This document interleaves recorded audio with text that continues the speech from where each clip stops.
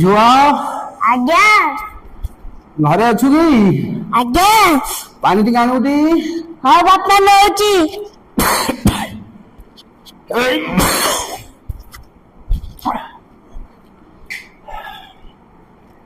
ବାପା ଡାକ୍ତର ତମର କଣ ହେଇଛି ବୋଲି କହିଲା? ଏ ଚେକଅପ ହେଲା ପରେ କହିଲା ଆଳୁ ଖାଇବନି, ବାଇଗଣ ଖାଇବନି, କଞ୍ଚା ଲଙ୍କା ଖାଇବନି। ବାପା ଡାକ୍ତର ତମର କଣ ହେଇଛି ବୋଲି କହିଲା? କହିଲା ଆମିଷ ଖାଉଛୁ କି ବେଶୀ, କହିଲା ମାଛ ଖାଇବନି, ମାଉଁସ ଖାଇବନି, ଆଉ ଚିନି ଖାଇବନି, ଏମିତି ସବୁ କହିଲା। ବାପା ଡାକ୍ତର ତମର କଣ ହେଇଛି ବୋଲି କହିଲା? ଡାକ୍ତର କହିଲା ରାତିରେ ବେଶୀ ବୁଲୁଛ କି, ଗାଡି ସ୍ପିଡରେ ଚଲେଇବନି, ଆଉ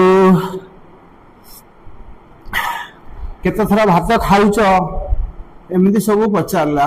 ବାପା ଡାକ୍ତର ତମେ କଣ କହିଲା? ତମେ ତ ଇଆଡେ ସିଆଡେ କଥା କହୁଛ।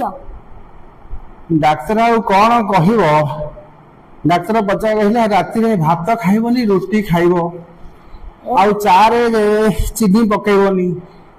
ବାପା ଡାକ୍ତର ତମେ କଣ କହିଲେ? ତମେ ଇଆଡେ ସିଆଡେ କଥା କଣ କହୁଛ? ବାଇଗଣ ଖାଇବନି, ଆଳୁ ଖାଇବନି, ଲଙ୍କା ଖାଇବନି।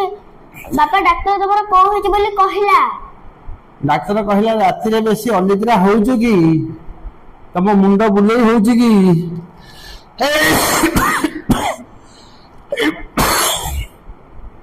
ବାପା ଡାକ୍ତର ତମର କଣ ହେଇଛି ବୋଲି କହିଲା?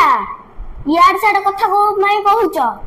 ଡାକ୍ତର କହିଲା କାଲି ଆର ଶୁକ୍ରବାର ଆସ, ଆସିଲେ ତମର ବ୍ଲଡ ଟେଷ୍ଟ ହବ, ବ୍ଲଡ ଟେଷ୍ଟରେ ତମର କଣ ହେଇଛି ଜଣା ପଡିବ। ନେ ପାଣିଟା ରଖିଦେ।